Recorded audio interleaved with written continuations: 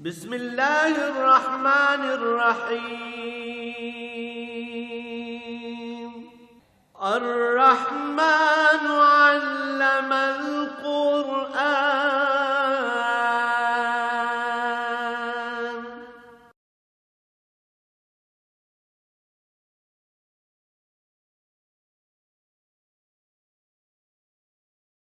الحمد للہ رب العالمین والصلاة والسلام علی حبیبہ محمد وآلہ وصحبہ اجمعین۔ اعوذ باللہ من الشیطان الرجیم، بسم اللہ الرحمن الرحیم۔ کذبت قوم لوط المرسلین اذ قال لهم اخوهم لوط الا تتقون انی لکم رسول امین فاتقوا اللہ وأطیعون وما اسألکم علیہ من اجر ان اجری الا علی رب العالمین اتاتون الذکران من العالمین وتذرون ما خلق لکم ربکم من ازواجکم بل انتم قوم عادون قالوا لئن لم ينتہ یا لوط لنکونن من المخرجین قال انی لعملکم من القالین اللہم سبحانک لا علم لنا الا ما علمتنا انک انت العلیم الحکیم رب اشرح لی صدری ویسر لی امری واحلل عقدۃ من لسانی یفقہوا قولی رب زدنی علما مولاي صل وسلم دائما ابدا علی حبیبک خیر الخلق کلہم۔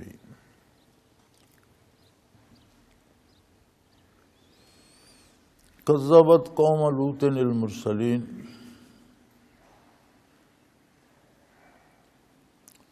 حضرت لوط علیہ السلام کی قوم نے بھی اللہ کے رسولوں کو جھٹلایا اور ان کی رسالت کا اقرار کیا، ان پر ایمان نہ لائے۔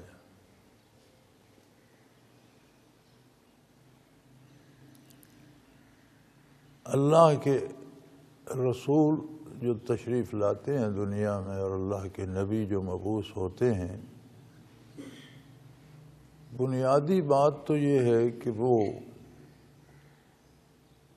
مقصد حیات سمجھاتے ہیں انسان کو کہ اس دنیا میں ہم آزمائش اور امتحان میں آئے ہیں، ہمارے سامنے ہمارا گھر آخرت ہے۔ جو صحیح سمت سفر کرے گا، اور سفر سے مراد ہے دنیا کے اعمال و کردار۔ اعمال و کردار کی صحت کے لیے صحت عقیدہ بنیاد ہے۔ اگر عقیدہ درست نہ ہو تو یہ سمجھنا کہ کردار صحیح ہوگا یہ ناممکن ہے۔ بنیاد ہی غلط ہو تو اس پر عمارت صحیح کیسے آئے گی؟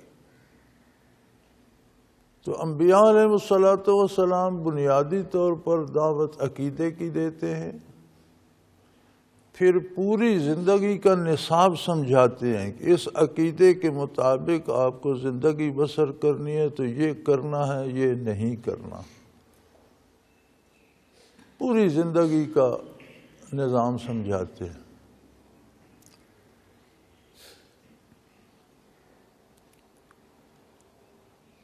لوگ چونکہ عقیدے کی جگہ کچھ غلط نظریات رکھ لیتے ہیں۔ عقیدہ ذات باری پر ایمان لانے کا ایک خانہ ہے جو ہر انسان میں فطری طور پر موجود ہے۔ لوگ وہاں بت رکھ لیتے ہیں، فرضی خداؤں کو بٹھا لیتے ہیں۔ وہ جب بنیاد ہی غلط ہو جاتی ہے تو پھر ان کا سارا کردار زندگی کا غلط ہو جاتا ہے۔ ہمارے ہاں ایک غلط فہمی بڑی عام ہے کہ یہ لوگ اکثر ہمارے مسلمان بھائی یہ کہتے ہیں کہ جی یہ جو کافر قومیں ہیں یہ بڑی دیانتداری سے کام کرتی ہیں۔ حضرت رحمۃ اللہ علیہ کی محفل میں ہم حاضر تھے، قاضی ثناء اللہ مرحوم موجود تھے، بہت سادے آدمی تھے قاضی صاحب، اور زیادہ عمر بھی تھی، ضعیف بھی تھے۔ تو کسی نے بات کی، ان دنوں ہندوستان کا وزیر اعظم نہرو مرا تھا، تو کسی نے بات کی کہ بہت دانشور سیاستدان تھا، بہت عقل مند تھا۔ تو قاضی صاحب اپنے دھیان میں بیٹھے تھے، لیکن اس بات پر چونک گئے اور انہوں نے سر اٹھا کے کہا، کیا کہہ رہے ہو؟ بہت عقل مند تھا؟ خواک عقل مند تھا، عقل مند ہوتا تو ایمان لے آتا۔ خاک عقل مند تھا جو ہندو مر گیا۔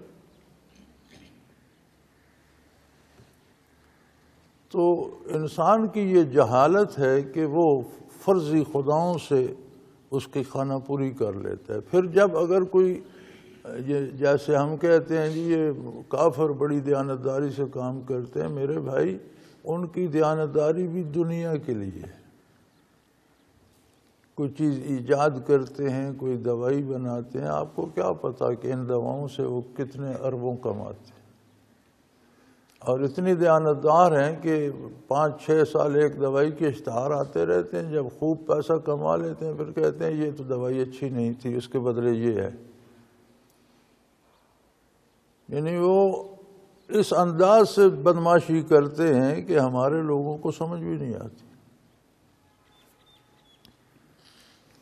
تو جب ایمان نہ ہو تو دیانت و امانت کہاں سے آ گئی؟ وہ جو بظاہر ہمیں دیانت و امانت نظر آتی ہے، وہ بھی کسی دنیاوی فائدے اور لالچ کے لیے کی جاتی ہے۔ انبیاء جب آتے ہیں تو انسان کی یہ ساری بنائی ہوئی عمارت عقیدے سے لے کر کردار تک ڈھا دیتے ہیں، چونکہ غلط ہوتی ہے۔ فرضی خداؤں کو دلوں سے نکالو، اللہ رب العزت پر ایمان لاؤ، اور زندگی پوری اللہ کے نبی کی تعلیمات کے مطابق بدل دو۔ یہ اتنا آسان کام نہیں ہے۔ یہ بڑے خوش نصیب ہوتے ہیں وہ لوگ جنہیں یہ نعمت نصیب ہوتی ہے۔ ہر آدمی اپنے طرز حیات پہ مصر ہوتا ہے، کوئی بندہ اپنے آپ کو غلط نہیں سمجھتا، وہ سمجھتا ہے میں ہی ٹھیک کر رہا ہوں جو کر رہا ہوں۔ تو پھر لوگوں کی اکثریت انکار کر دیتی کہ کیوں ہم کسی کے کہنے پر سارا نظام عقیدے سے لے کر عمل تک بدل دیں۔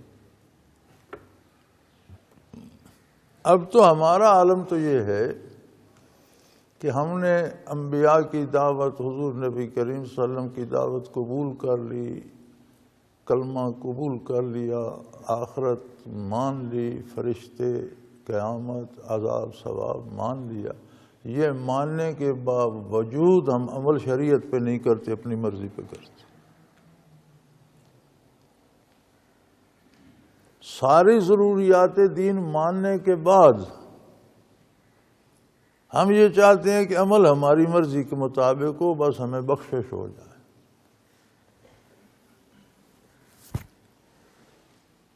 تو لوگوں نے لوط علیہ السلام کی تعلیمات کا بھی انکار کر دیا۔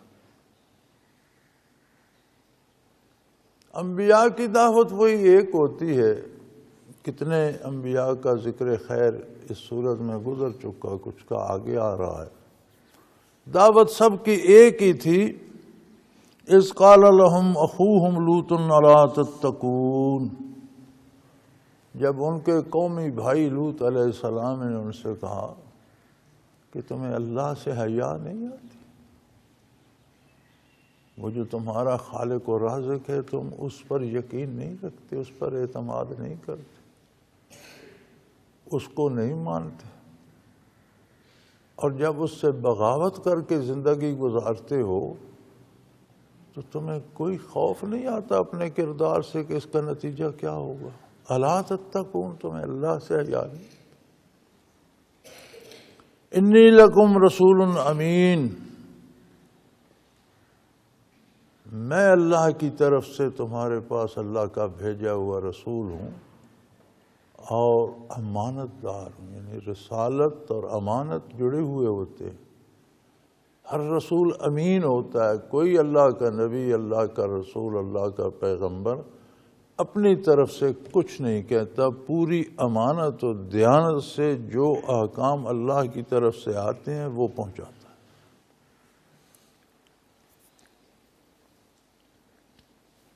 فاتقوا اللہ وأطیعون، اللہ جل شانہ سے اپنا تعلق درست کرو۔ فاتقوا اللہ، اللہ کریم سے اپنے تعلقات صحیح کر لو، درست کر لو۔ وَأَطِيعُونَ، کیسے ہوں گے؟ اللہ اور بندے کا تعلق کیسے ہوگا؟ جب وہ اپنے نبی کی اطاعت کرے گا۔ اطاعت پیغمبر کے باہر کوئی ایسا راستہ نہیں جو بارگاہ الوہیت کو جاتا ہو۔ سارے راستے گمراہی کے ہیں، بربادی کو جاتے ہیں، جہنم کو جاتے ہیں، ناکامی کو جاتے ہیں۔ کامیابی کا راستہ صرف ایک ہے کہ اللہ کے رسول کا اتباع کیا جائے، خلوص دل سے کیا جائے، پوری محنت سے کیا جائے۔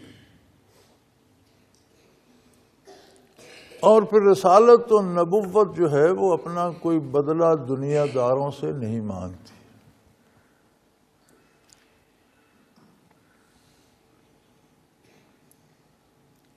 دنیا دار بھی بڑے بڑے لیڈر ہوتے ہیں، قوموں کو، لوگوں کو جمع کر لیتے ہیں۔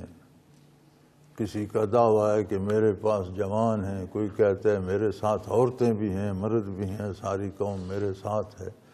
حاصل کیا ہوتا ہے؟ وہ بندہ اقتدار چاہتا ہے، یا چندے جمع کر کر کے امیر ہو جاتا ہے۔ اللہ کے نبی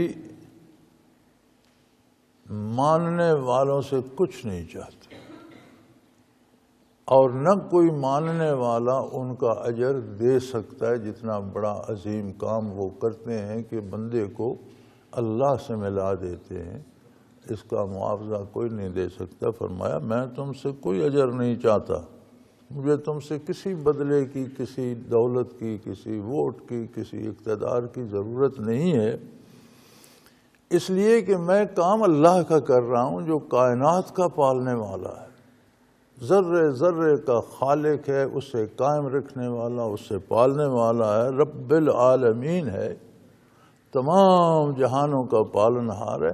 میں اس کا کام کر رہا ہوں، مجھے معاوضہ بھی وہی دے گا۔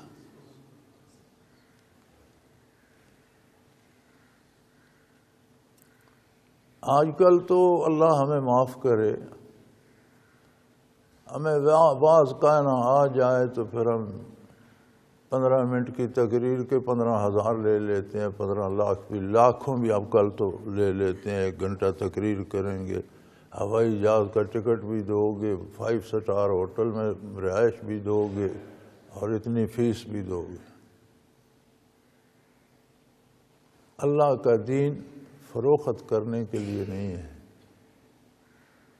دین کا کام آپ سے نہیں ہو سکتا تو نہ کریں، اس پر معاوضہ لینے کی کیا ضرورت ہے؟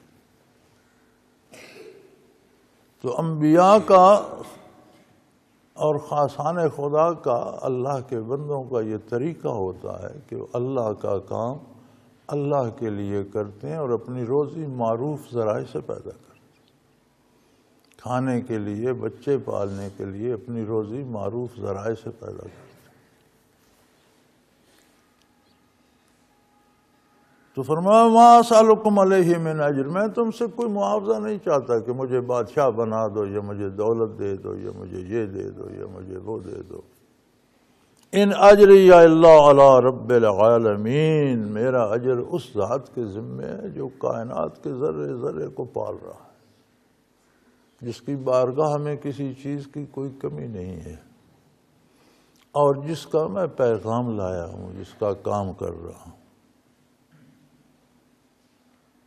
اب ان میں خرابی کیا تھی بنیادی؟ فرمایا اتاتون الذکران من العالمین، یار دنیا میں تم واحد قوم ہو جو لڑکوں سے بدکاری کرتے، یہ تو دنیا کی کوئی قوم ایسا تو نہیں کرتی، کیسے عجیب لوگ ہو تم۔ تم نے غیر فطری عمل کو زندگی کا شعار بنا لیا ہے۔ اتاتون الذکران من العالمین، دنیا میں تم ہی ہو جو مرد سے برائی کرتے ہو، غیر فطری برائی کرتے ہو، لڑکوں سے برائی کرتے ہو۔ وَتَذَرُونَ مَا خَلَقَ لَكُمْ رَبُّكُمْ مِنْ أَزْوَاجِكُمْ، اور اللہ نے زندگی میں جو تمہارے جوڑے بنائے تھے، تمہاری بیویاں تمہیں عطا کی، ایک مخلوق تمہارے برابر کی پیدا کی، اسے تم نے چھوڑ دیا۔ وَلَنْتُمْ قَوْمٌ عَادُونَ، تم بہت حد سے گزر جانے والی قوم، تم حد سے گزر چکے ہو۔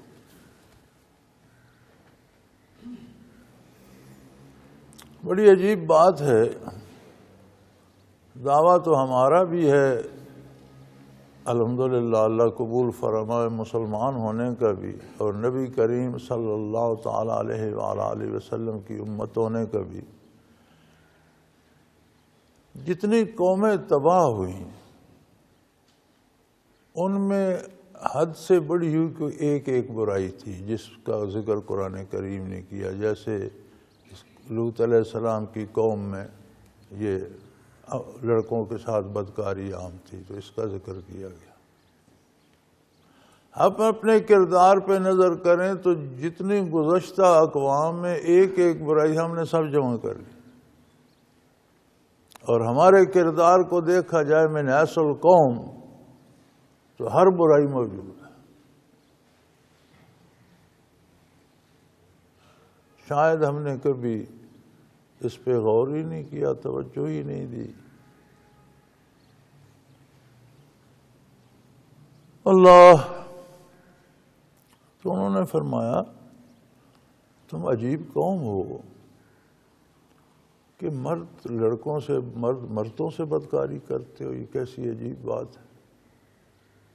اللہ نے انسانوں کو بھی جوڑا جوڑا پیدا کیا ہے، تمہاری بیویاں پیدا کی ہیں، تم پر شرعی طریقے سے نکاح کرنا حلال کیا ہے، تو تم پر حلال کی ہیں، پھر ان سے آگے نسل انسانی چلتی ہے، تو تم کدھر نکل گئے ہو، حد سے گزر گئے ہو۔ تو اس کی برائی تو حضرت نے بیان کی، حضرت لوط علیہ السلام نے اس کا نقصان بھی بیان کیا، اللہ کی نافرمانی سے بھی ڈرایا، لیکن وہ کہیں جب کوئی دلیل نہ ہو نا بندے کے پاس، پھر وہ لڑائی پہ اتر آتا۔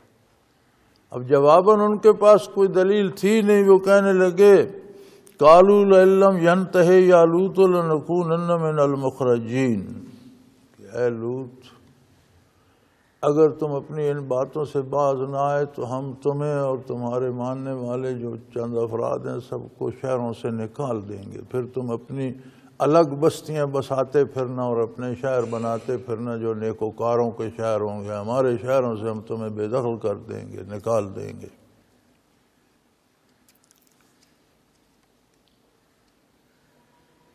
انہوں نے فرمایا قال انی لعملکم من القالین، تمہارے کردار سے میں بہت بیزار ہوں، میں ویسے بھی تم جیسے لوگوں میں رہنا پسند نہیں کرتا، مجھے تمہارے ساتھ رہ کر کوئی خوشی نہیں ہے، کوئی مسرت نہیں ہے، میں ویسے بھی تم سے الگ رہنا چاہتا ہوں، تم مجھے کیا نکالو گے، میں تو اللہ کا پیغام تمہیں پہنچا رہا ہوں، توبہ کرو تو بات بنے، میری اطاعت کر لو تو ہدایت پا جاؤ گے، اگر تم اپنے اسی کردار پر رہو تو میں تو ویسے تمہارے اس کردار سے بیزار ہوں، میں تو ایسے لوگوں میں رہنا ہی نہیں چاہتا، تم مجھے کیا دھمکی دے رہے ہو کہ ہم تمہیں شہروں سے نکال دیں گے، میں ایسے شہروں میں رہنا پسند ہی نہیں کرتا، میں تو اللہ کے حکم سے پابند ہوں، مجھے حکم ہوا ہے تم تک بات پہنچانے کا، میں اللہ کی بات تم تک پہنچا رہا ہوں، مجھے تم میں رہنے کا کوئی شوق نہیں ہے۔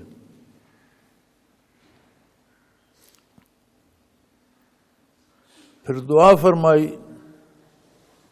رب نجنی واہلی مما یعملون، اے اللہ مجھے اور میرے گھر والوں کو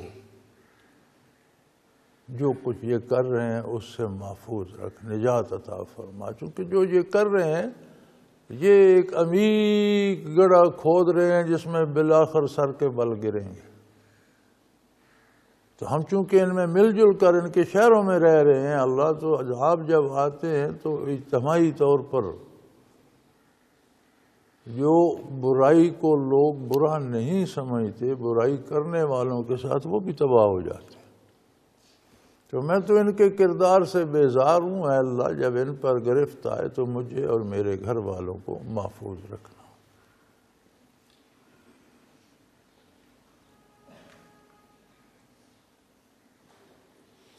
اب اہل میں بھی یہاں صرف آپ کے اہل خانہ مراد نہیں ہیں، بلکہ جتنے لوگ بہت تھے یا تھوڑے جو آپ پر ایمان لائے اور آپ کی اطاعت اختیار کی، وہ اس میں شمار ہوتے۔ چونکہ جب عذاب آیا تو جن لوگوں کو بچایا گیا ان میں صرف لوط علیہ السلام کے اہل خانہ نہیں تھے، بلکہ لوط علیہ السلام کے گھر کے افراد، ان کی اولاد بھی تھی، اور جو لوگ ان پر ایمان لائے اور اطاعت کرتے تھے وہ بھی تھے، اور ان کی اہلیہ اطاعت نہیں کرتی تھی، رہتی ان کے ساتھ تھی، دل اس کا اس قوم کے ساتھ تھا، اسے نجات نہیں ہوئی، ان کے ساتھ عذاب میں ہلاک ہوئی۔ جسمانی طور پر اللہ کے نبی کے گھر پہ رہتی تھی، ذہنی اور روحانی طور پر اور قلبی طور پر اس کا رابطہ ان سے تھا، لہذا جدھر قلبی تعلق تھا ادھر گئی تو فرمایا فَنَجَّيْنَاهُ وَأَهْلَهُ، ہم نے انہیں اور ان کے متبعین کو بچا لیا، نجات دے دی، ان سب کو، ان کے گھر والوں کو بھی نجات بخشی، انہیں بھی نجات، الا عجوزا فی الغابرین، سوائے اس ایک عمر رسیدہ خاتون کے جو پیچھے رہ گئی اور قوم کے ساتھ تباہ ہو گئی، ہلاک ہو گئی، عذاب کی نظر ہو گئی۔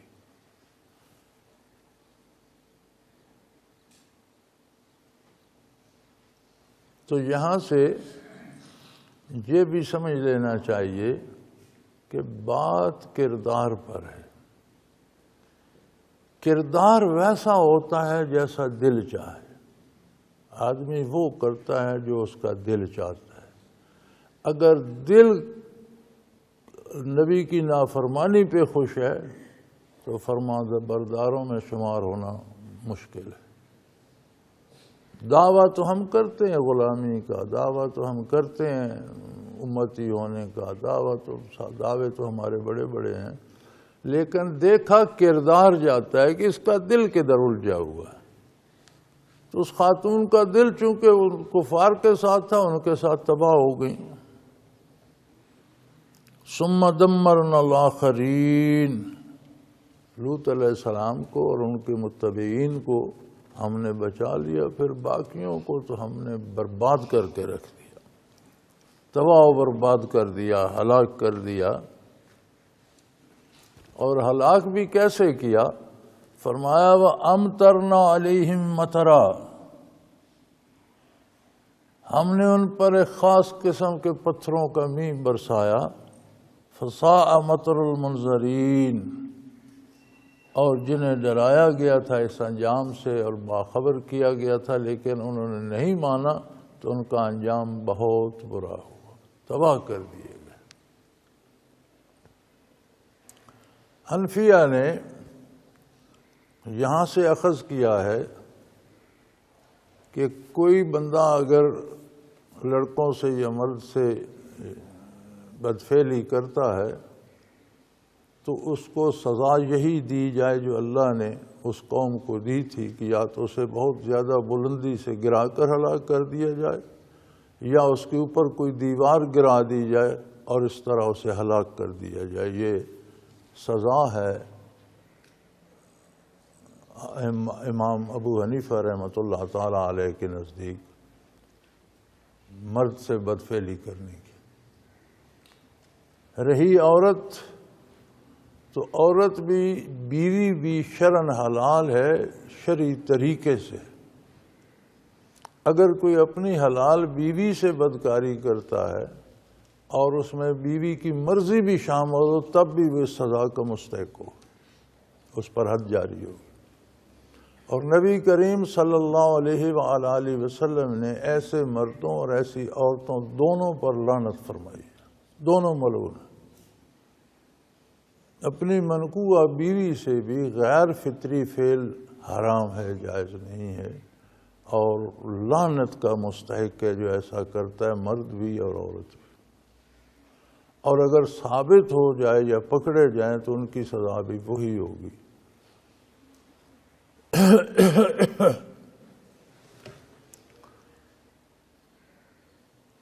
تو یہ 4 بڑے بڑے شہر تھے اس قوم کے۔ اللہ کریم نے یہ سزا دی کہ زمین کی 7ویں تہ تک فرشتے نے اکھیڑ کر وہ خطہ زمین اٹھا لیا، اور آسمان کے اتنے قریب لے گیا جہاں سے مرغوں کی اذان سنائی دیتی ہیں جتنے فاصلے سے، وہاں سے الٹ کر انہیں پھینک دیا، اور پتھروں کی، خاص قسم کے پتھروں کی بارش ہوئی ان پر۔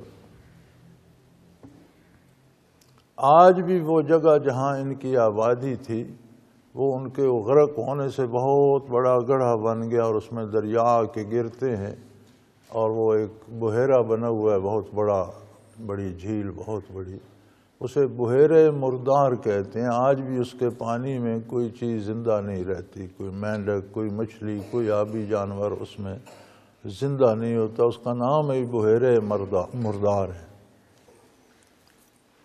جو دریا باہر سے آ کے اس میں گرتا ہے، اس میں زندہ مچھلیاں آتی ہیں، دریا میں آتی ہیں، جب اس میں گرتی ہیں تو مر جاتی، تو اس میں آج بھی کوئی زندگی کے آثار نہیں ہیں، موجود ہے بحیرہ مردار۔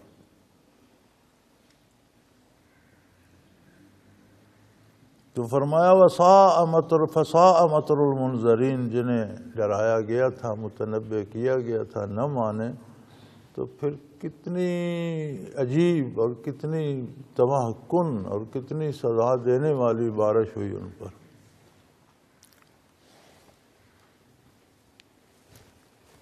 ان فی ذالک الآیہ، اس میں بہت بڑے دلائل ہیں، نشانیاں ہیں، اللہ کریم کی عظمت کو نہ ماننے کی، اللہ کے نبی کی اطاعت نہ کرنے کی کتنی عبرتناک سزائیں ہیں، اور یہ تو دنیا میں ہے۔ اب آخرت میں ہمیشہ ہمیشہ کے لیے وہ کیا بھگتیں گے، وہ تو آگے ہے۔ وما کان اکثرہم مومنین، اگرچہ بہت بڑے دلائل ہیں لیکن ان میں پھر بھی اکثریت تباہ ہوئی، ایمان کر نہ دیا، انہوں نے ایمان نہ لائے۔ وَإِنَّ رَبَّكَ لَهُوَ الْعَزِيزُ الرَّحِيمُ، اور یقیناً آپ کا پروردگار غالب ہے، جب چاہے جو چاہے کر سکتا ہے، کوئی اس کی گرفت سے بھاگ نہیں سکتا، کوئی اس کے علم سے باہر نہیں ہے، کوئی اس کی قدرت کاملہ سے باہر نہیں ہے، لیکن وہ الرحیم ہے، بہت رحم کرنے والا ہے۔ تو جو لوگ دنیا میں گزر کر رہے ہیں، یہ اس کی رحمت ہے کہ وہ ان پر گرفت نہیں کر رہا، لیکن وہ یہ نہ سمجھے کہ ان کا کوئی کر کچھ نہیں سکتا۔ جب وہ چاہے، جس پہ چاہے، جس امر پہ چاہے گرفت کر لے تو کوئی بچ نہیں سکتا، کوئی بھاگ نہیں سکتا، کوئی کہیں چھپ نہیں سکتا، وہ غالب ہے، لیکن وہ بہت بڑا مہربان ہے۔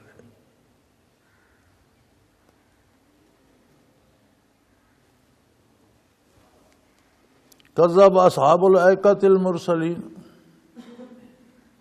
اسی طرح جنگلوں میں رہنے والے لوگوں نے بھی اللہ کے رسولوں کی تعلیمات کا انکار کیا۔ یہ شعیب علیہ السلام کی قوم تھی، اور جہاں یہ رہتے تھے اس زمانے میں ان کے گرد گرد بہت بڑے عظیم جنگل تھے، تو ان کو پکارا ہی گیا اصحاب الایکہ، جنگلوں میں بن میں رہنے والے لوگ۔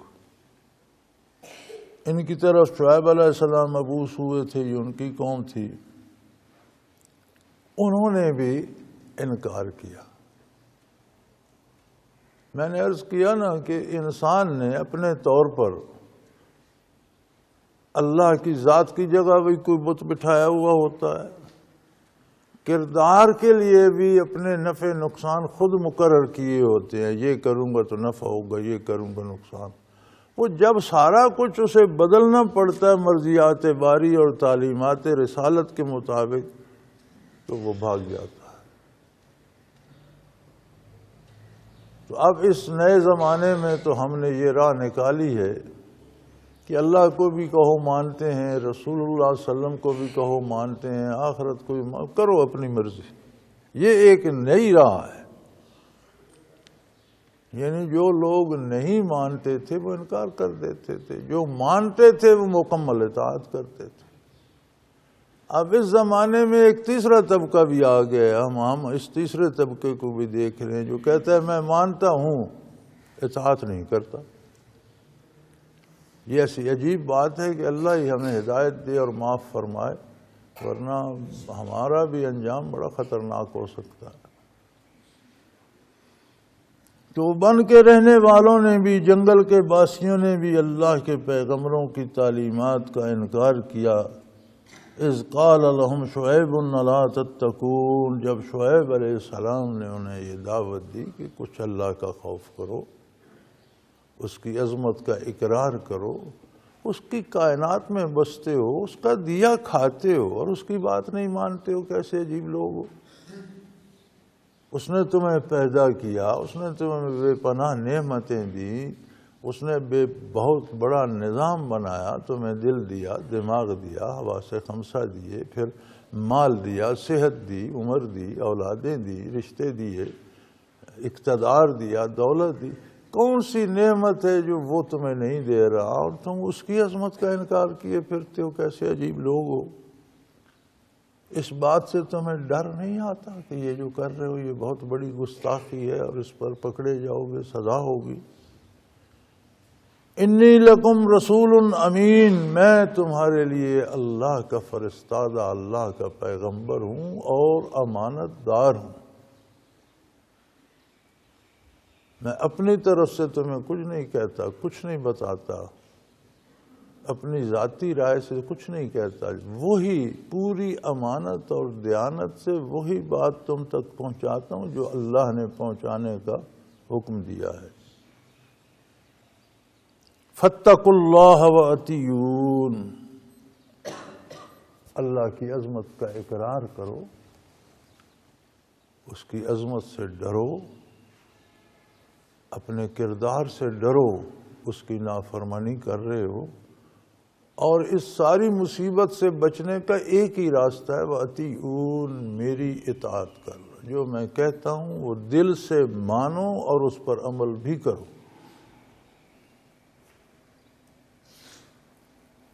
اور اس سارے کام کی میں تم سے کوئی اجرت نہیں چاہتا، وما اسألکم علیہ من اجر، مجھے تم سے کسی معاوضے کی ضرورت نہیں ہے کہ مجھے بادشاہ بنا دو یا مجھے لیڈر بنا دو یا مجھے پیسے اکٹھے کر دو، نہیں، تم سے مجھے کچھ نہیں چاہیے، تم اللہ کی عظمت کا اقرار کر لو اور اللہ کی اطاعت کر لو۔ کیا اطاعت ہے اور کیا اطاعت نہیں ہے یہ بتانا میری ذمہ داری ہے، اللہ نے مجھے رسول مبعوث کیا ہے۔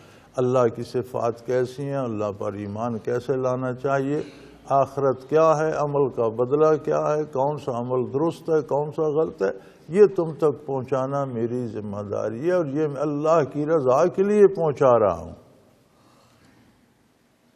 ان اجریہ الا علی رب العالمین، میرا صلہ اس ذات وحدہ لا شریک پر ہے جو تمام کائنات کا خالق، مالک، پالنہار ہے، جس نے تمہیں بھی دیا ہے، جس نے تم سے پہلوں کو بھی دیا ہے، جو تم سے بعد والوں کو بھی دے رہا ہے، مجھے بھی وہ دے گا، میں تم سے نہیں کچھ مانگتا۔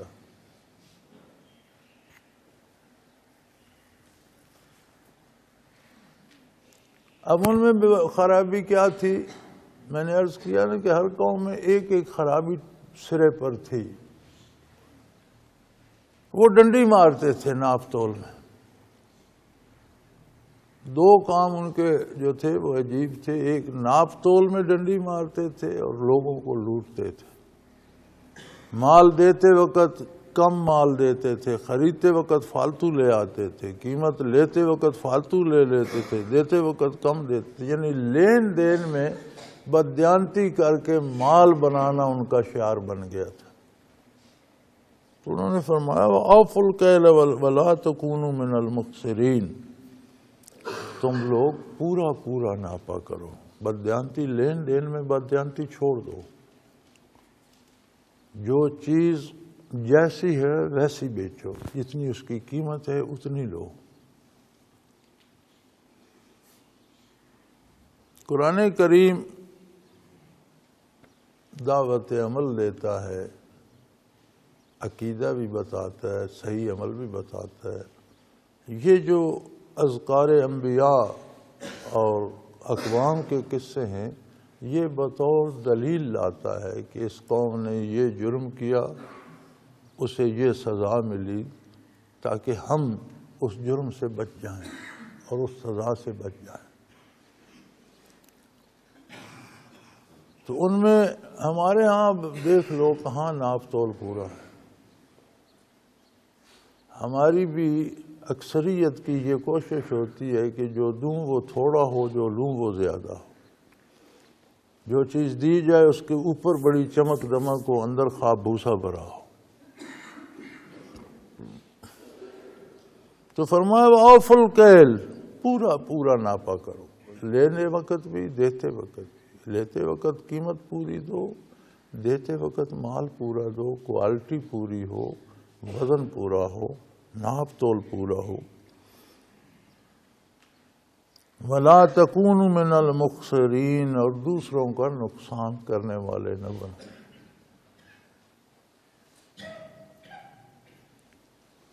نبی کریم صلی اللہ علیہ وآلہ وسلم گزرے تو کسی صحابی کا کاروبار تھا گندم کا، تو اس کے سامنے ڈھیر لگا ہوا تھا گندم کا. تو حضور اکرم صلی اللہ علیہ وسلم نے اس میں ہاتھ مبارک ڈالا تو اندر سے وہ گندم آپ کو ذرا گیلی سی لگی، اس میں کچھ نمی تھی. تو آپ نے فرمایا اس میں تو نمی ہے. عرض کیے کہ یا رسول اللہ جب مٹی اور خاک جو باریک مل جاتی ہے دانوں میں، وہ علیحدہ کرنا مقصود ہو تو پھر انہیں پانی سے گزارتے ہیں، تو مٹی پانی میں حل ہو کر نکل جاتی ہے اور دانے صاف ہو کر سامنے آ جاتے ہیں. پھر انہیں ہم سکھاتے ہیں لیکن کچھ نمی اس میں ہے. آپ نے فرمایا پھر یہ تو درست ہے، لیکن کوئی خریدنے آئے تو اسے بتانا کہ اس کے اندر نمی ہے. فرمایا یہ ضروری ہے اگر اسے صاف کرنے کے لیے پانی سے گزارنا، تو اب یہ اوپر کے دانے تو خشک ہو گئے، اندر میں کچھ نمی ہے، تو جو گاہک آیا اسے یہ بتانا کہ ہاتھ ڈال کر دیکھ لو اس کے اندر تھوڑی بہت نمی بھی ہے. یہ طریقہ کاروبار کا حضور صلی اللہ علیہ وسلم نے سمجھایا. جس کے پیسے لیتے وہ مال پورا دو، کوالٹی پوری دو، خریدتے ہو تو قیمت پوری دو اور وزن بھی پورا لو. وزنوا بالقسطاس المستقیم، ترازو سیدھی رکھ کے تولو، ڈنڈی نہ مارو. ہمارے ہاں تو اب یہ بھی ہے نا، تولتے وقت یہ انگلی تھوڑی سی اس در کر دیتے ہیں، یا وہ کانٹا ہی ایسا رکھتے ہیں، یا اوزان تولنے والے جو ہیں ان میں کمی کر دیتے ہیں، ناپ تول میں کمی کر دیتے ہیں.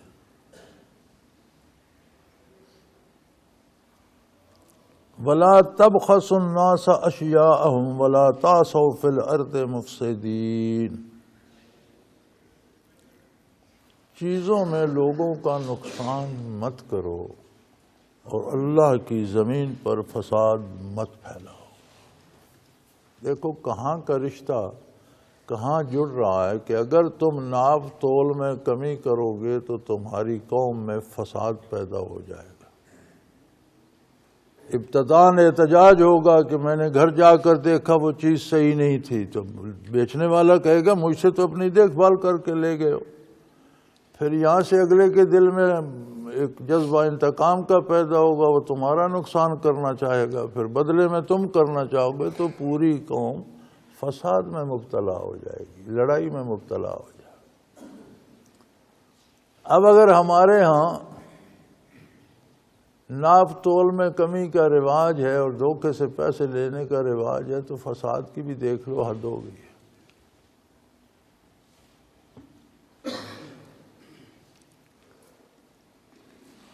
بیماری کے ہمارے ہاں طریقہ علاج دو ہیں، ایک کو ایلوپیتھی کہتے ہیں اور ایک کو طب کہتے ہیں۔ ایک یہ جو انگریزی ادویات آتی ہیں یہ ہے، ایک جو دیسی ادویات۔ جتنی انگریزی ادویات ہیں ان کا نشانہ مرض کا خاتمہ ہوتا ہے، لہذا آپ ٹیکہ لگواتے ہیں یا انگریزی گولی کھاتے ہیں تو فوراً آرام آ جاتا ہے۔ جو دیسی طریقہ علاج ہے وہ اس سے مختلف ہے، اس کا ٹارگٹ بیماری کی جو وجہ ہے، سبب ہے، جڑ ہے، اس کو ختم کرنا ہوتا ہے۔ آپ جب دیسی طریقہ علاج سے دوا لیتے ہیں تو اس میں کچھ دن لگ جاتے ہیں، لیکن ہوتا یہ ہے کہ بیماری ہمیشہ کے لیے ختم ہو جاتی ہے، اور ولایتی دوائی سے بیماری ٹھیک ہو جاتی ہے لیکن دوسرے دن پھر ہو جاتی ہے، کیونکہ اس کا وہ سبب جو ہے وہ ختم نہیں کیا جاتا۔ اب ہماری بیماری ہے کہ پوری قوم ایک عذاب میں مبتلا ہے، اور وہ عذاب ہے فساد کا۔ گلیوں میں بھی گولی چل رہی ہے، محلوں میں بھی چل رہی ہے، عبادت خانوں میں بھی چل رہی ہے، اور مقابر اور قبرستانوں میں بھی چل رہی ہے۔ زندوں کو بھی اڑا رہے ہیں، مردوں پر بھی بم برسا رہے ہیں۔ ایلوپیتھی علاج تو اس کا یہ ہے جو ملٹری آپریشن ہو رہا ہے، لیکن اصل علاج اس کا یہ ہے کہ وہ بنیادی وجہ ختم کی جائے جس کا یہ نتیجہ ہے۔ وہ علاج قرآن کریم بتاتا ہے کہ ناپ تول میں کمی نہ کرو ورنہ یہ عذاب، فساد کا عذاب آ جائے گا تم پر۔ وَلَا تَبْخَسُوا النَّاسَ أَشْيَاءَهُمْ، لوگوں کی چیزوں میں کمی مت کرو، لوگوں کو نقصان مت پہنچاؤ۔ وَلَا تَعْثَوْا فِي الْأَرْضِ مُفْسِدِينَ، اور زمین پر فساد نہ مچاؤ، کیونکہ یہ دونوں کام کرتے تھے، رازنی بھی کر لیتے تھے، یہ بھی زمین پر فساد ہے، اور ناپ تول میں کمی بھی فساد کی بنیاد اور جڑ ہے۔ تو تم پر آپس میں لڑائی بھڑائی اور فساد کی مصیبت آ جائے گی، اس سے بچو۔ اللہ ہمیں توفیق دے اور ہمارے حکمرانوں کو یہ شعور دے کہ ہمیں اگر اس لڑائی اور فساد کو ہمیشہ کے لیے ختم کرنا ہے تو ہم اپنا ناپ تول اور کوالٹی تو پوری رکھیں۔ یہاں تو عالم یہ ہے کہ جو زندگی بچانے کی دوائیں ہیں اور جو بہت بڑی مہنگی ہوتی ہیں اور جو آخری علاج کے طور پر استعمال، وہ بھی جعلی، ان میں بھی نقلی ملتی ہیں۔ غریب آدمی زمین بیچ کر، گھر بیچ کر، کوئی قطع زمین کا رہن رکھ کر، کسی سے قرض لے کر وہ دوائی لے کے آتا ہے اور وہ نقلی ہوتی ہے، اس کا وہ گھر بھی بک جاتا ہے اور مریض بھی مر جاتا ہے،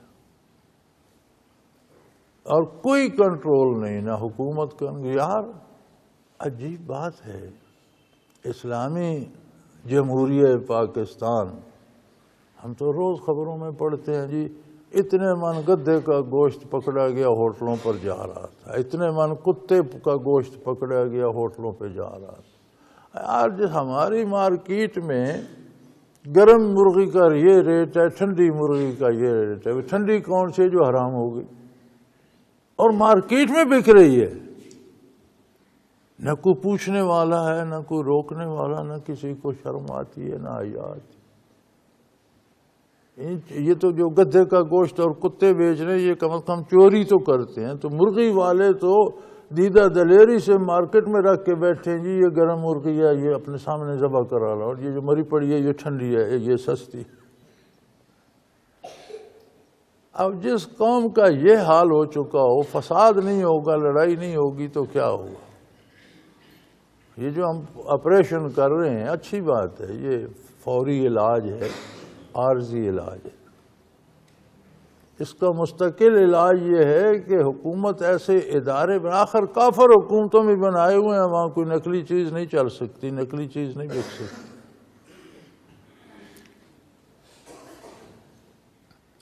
میں ایک دفعہ نیو یارک میں تھا،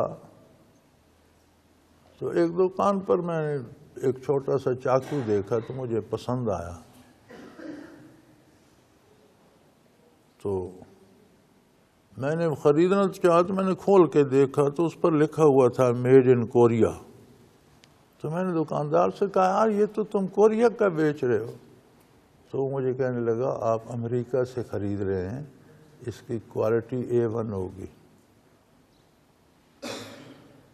میں نے کہا ہمارے ہاں تو جو کوریا کا مال آتا ہے وہ گھٹیا ترین اور سارا نقلی اتر سکے، جہاں امریکہ میں جو آتا ہے کوالٹی چیک ہے، وہ پورا معیاری ہوگا تو امریکہ میں بکے گا، اور یہاں اس لیے آتا ہے کہ وہاں مزدوری سستی ہے، تو بہت سے امریکن کمپنیوں نے بھی وہاں کارخانے لگائے ہوئے ہیں، تو وہاں انہیں چیز سستی بن جائے۔ امریکہ میں مزدور مہنگا ہے، وہاں مزدور سستا مل جاتا ہے، تو وہ اس پر لکھا ہوا تو کوریا ہے لیکن اس کی کوالٹی وہی ہے جو امریکہ میں اگر بنتا تو کوالٹی ہوتی۔ میرا خیال ہے ابھی بھی کہیں میرے اس شکاری جھولے میں پڑا ہوگا، اور واقعی اس کی کوالٹی ٹھیک تھی۔ یار کافروں نے بھی اگر اتنا اہتمام کیا ہوا ہے تو کیا مسلمان حکمرانوں سے نہیں ہو سکتا؟ مڈل ایسٹ میں جائیں آپ، کوئی چیز نقلی نہیں ملتی، کوالٹی چیک ہے، اگر کوئی ذرا سی گڑبڑ ہوتی ہے تو ان کے جادوں کے جاد وہ واپس کر دیتے ہیں، عموماً ہمارے ہی ہوتے ہیں کہ یہ مال اچھا نہیں ہے واپس لے جاؤ۔ تو دنیا پر فساد کو روکنے کے لیے دیانت و امانت شرط ہے۔ جہاں بددیانتی ہوگی، جہاں امانت میں خیانت ہوگی، وہاں فساد بھی ہوگا۔ وَاتَّقُوا الَّذِي خَلَقَكُمْ وَالْجِبِلَّةَ الْأَوَّلِينَ، اس عظیم مالک سے، اس اللہ سے ڈرو جس وحدہ لا شریک نے تمہیں پیدا کیا، تم سے پہلے بے شمار لوگوں کو پیدا فرمایا، تم اللہ کی بہترین تخلیق ہو، بے پناہ مخلوق پیدا کی اس نے، تمہیں شرف انسانیت سے نوازا۔ اگر تمہیں گدھا بلا کتا بنا دیتا تو کون روکتا تھا اس کا احسان مانگو، تمہیں شرف انسانیت سے نوازا، اور پھر انسان بن کے دکھاؤ۔ اس نے تمہیں انسان پیدا کیا، تم جانوروں والی خصلتیں لے کے بیٹھ گئے۔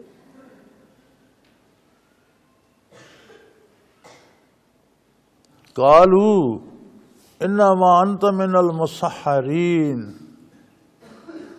قوم نے جواب یہ دیا کہ ایسے لگتا ہے کسی نے آپ پر جادو کر دیا، آپ کا دماغ خراب ہو گیا، آپ پر کسی نے سحر کر دیا ہے، کسی نے جادو کر دیا۔ جو لوگ اللہ کی راہ سے بھٹکتے ہیں اور گمراہ ہوتے ہیں نا، ان کی خلاف مرضی کوئی بات ہو تو کہتے ہیں کسی نے جادو کر دیا۔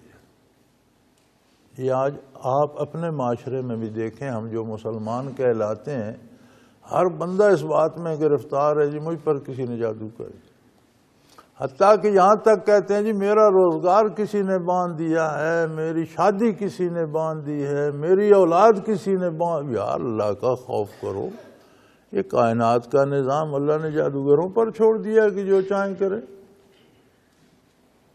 اللہ پر اگر ایمان ہے تو اس کی صفات پر بھی ایمان لاؤ۔ وہ خود خالق و مالک ہے، جسے وہ پیدا کرنا چاہتا ہے کوئی جادو سے روک نہیں سکتا، جسے وہ مارنا چاہتا ہے کوئی اسے زندگی نہیں دے سکتا، جس پر وہ مفلسی بھیج دیتا ہے کوئی اسے جادو سے امیر نہیں کر سکتا، اور جسے دولت دے دیتا ہے کوئی جادوگر اسے روک نہیں سکتا۔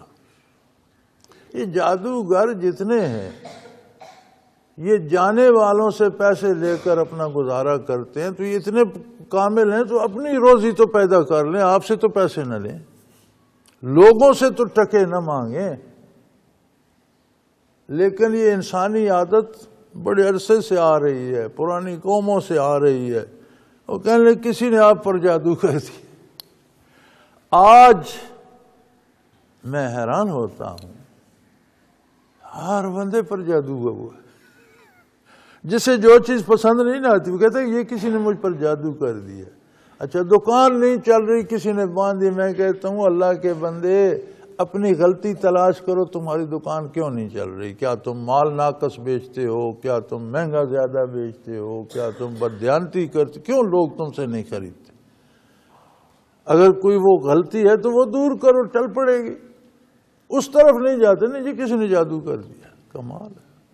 اولاد نہیں ہو، کسی نے باندھ دیا ہو، یار جو بندہ اللہ پیدا کرنا چاہتا ہے اسے باندھے گا کون؟ یہ باندھنے والے ہوتے تو کسی مرنے والے کو باندھ کر روک لیتے کہ جی نہیں مرنے نہیں دیں گے، یہ 20 سال اور رہے گا۔ لیکن یہ ایمان کی کمزوری کی دلیل ہے۔ تو کہنے انبیاء کو بھی کہنے لگے آپ پر کسی نے جادو کر دیا، آپ بہکی بہکی باتیں کرتے ہیں۔ وما انت الا بشر مثلنا، آپ بھی تو ہماری طرح انسان ہی ہیں بھائی، کون سی نبوت؟ آپ کو کون سے سرخاب کے پر لگ گئے؟ کھاتے پیتے ہیں، سوتے جاگتے ہیں، بیمار ہوتے ہیں، صحت مند ہوتے ہیں، بچے تھے بڑے ہوئے، جوان ہوئے، بوڑھے ہو رہے ہیں۔ تو یہ سارا جو عمل عام انسان سے ہوتا ہے وہی آپ بھی ہماری طرح انسان ہی ہیں۔ وَإِنَّ نَظُنُّكَ لَمِنَ الْكَاذِبِينَ، ہم آپ کو جھوٹا ہم سمجھتے ہیں آپ جھوٹ بول رہے ہیں، کوئی اللہ نے آپ کو نبی نہیں بنایا، کوئی اللہ نے پیغام۔ اب وہ اللہ کے احکام کو، نبی کے پیغام کو اس لیے جھوٹا کہہ رہے ہیں کہ جو کچھ ہم نے اپنی نیت کر رکھی ہے اور دل میں بٹھا وہ صحیح ہے۔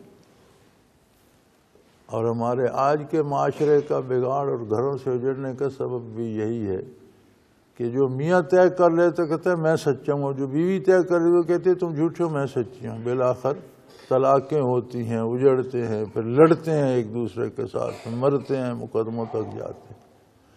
کوئی بندہ دوسرے کی بات سننے کو تیار نہیں ہے کہ شاید میں نے جو رائے قائم کی ہے ممکن ہے اس میں کوئی غلطی ہو، اس کی رائے بہتر ہو۔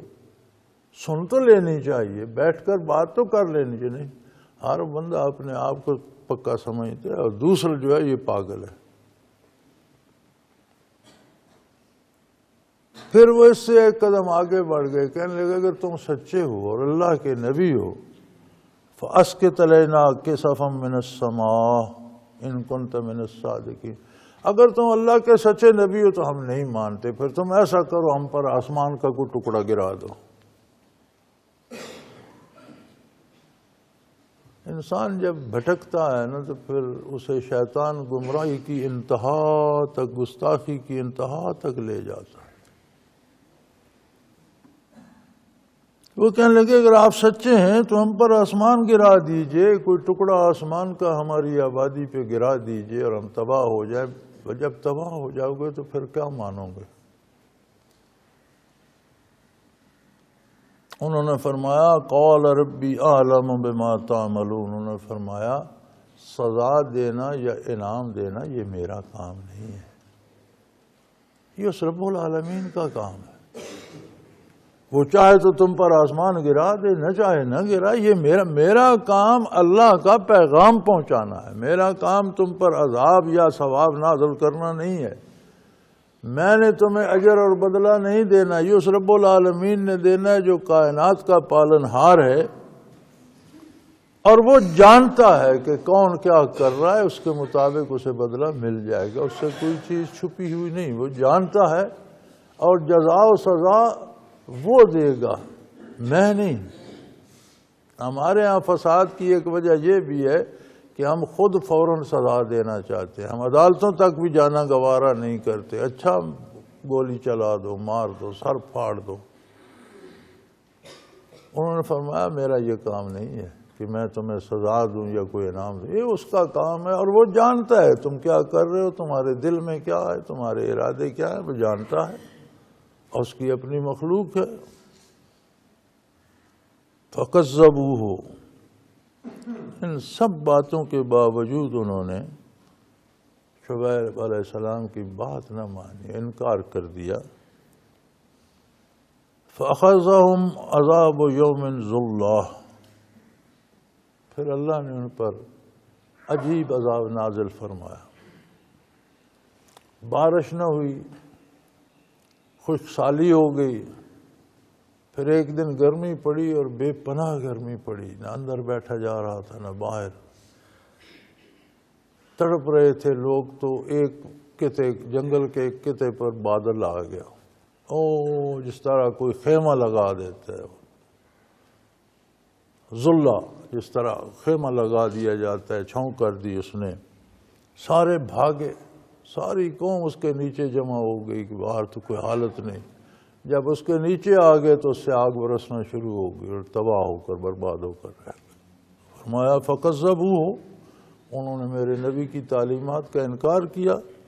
فَأَخَذَهُمْ عَذَابُ يَوْمِ الظُّلَّةِ، انہیں اس صاحبان کے عذاب نے پکڑ لیا۔ وہ بظاہر تو بڑا صاحبان نظر آ رہا تھا، بادل چھا گیا، چھاؤں بن گئی، نیچے ٹھنڈی ہوا چل رہی ہے، باہر گرمی سخت ہے، تپش ہے۔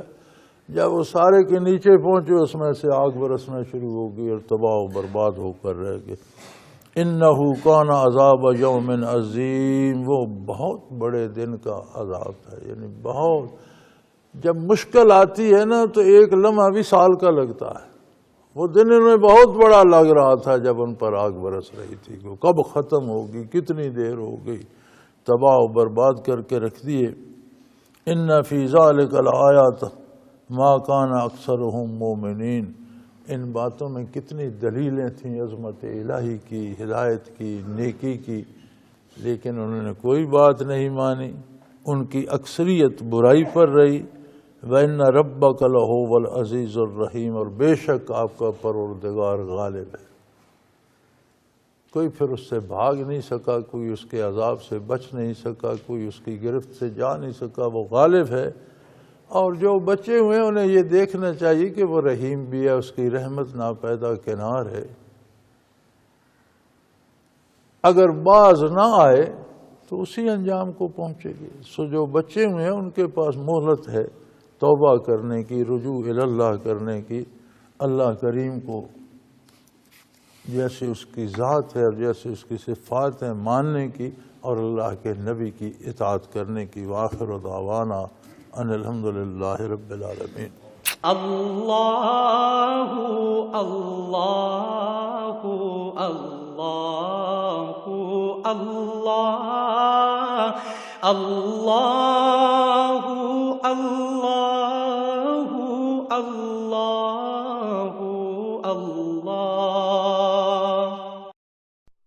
حضرت امیر محمد اکرم آوان مد ظلہ العالی دارالعرفان منارہ ضلع چکوال میں سالہ سال سے قرآن و حدیث کے اوپر خطابات کر رہے ہیں اور سلسلہ نقشبندیہ اویسیہ کے مطابق لوگوں کو ذکر الہی کی تربیت دے رہے ہیں۔ وہ قرآن پاک کی تفسیر ترتیب وار بیان کر رہے ہیں۔ تفسیر قرآن کو وہ موجودہ ملکی اور بین الاقوامی حالات کے مطابق بیان کرتے ہیں۔ موٹر وے سے کلر کہار کے انٹرچینج سے نکلتے ہوئے، کلر کہار کی جھیل سے ہوتے ہوئے، میانی، بوچھال اور نور پور سے گزرتے ہوئے دارالعرفان منارہ پہنچ سکتے ہیں۔ حضرت امیر محمد اکرم آوان نے بچیوں اور بچوں کی دینی اور دنیاوی تعلیم کے لیے سقارہ اکیڈمی کے نام سے ایک درسگاہ بھی قائم کی ہے، جس کا افتتاح ملک پاکستان کے صدر جنرل محمد ضیاء الحق نے اپنے دست مبارک سے کیا تھا۔ وہ تمام احباب جو اسلام کی طلب رکھتے ہیں ان سے گزارش ہے کہ دارالعرفان منارہ ضلع چکوال میں امیر محمد اکرم آوان صاحب کے خطابات سے مستفید ہوں۔ وہ ہر جمعے کو نماز سے پہلے بیان فرماتے ہیں۔ ہر ماہ کی پہلی اتوار کو ماہانہ اجتماع ہوتا ہے جس میں آپ خصوصی خطاب فرماتے ہیں اور پاکستان کے چاروں صوبوں سے احباب اس اجتماع میں شرکت کرتے ہیں۔ اس کے علاوہ یہاں سال میں 2 مرکزی اجتماعات بھی ہوتے ہیں، ایک رمضان المبارک میں اعتکاف کا اجتماع اور دوسرا جولائی اور اگست میں 40 دن کا اجتماع ہوتا ہے جس میں روحانی تربیت کی جاتی ہے۔ اپنا خون سیماب دے کر اتنا ہم کر جائیں گے، نام آقا کا چمن میں پھر رقم کر جائیں گے۔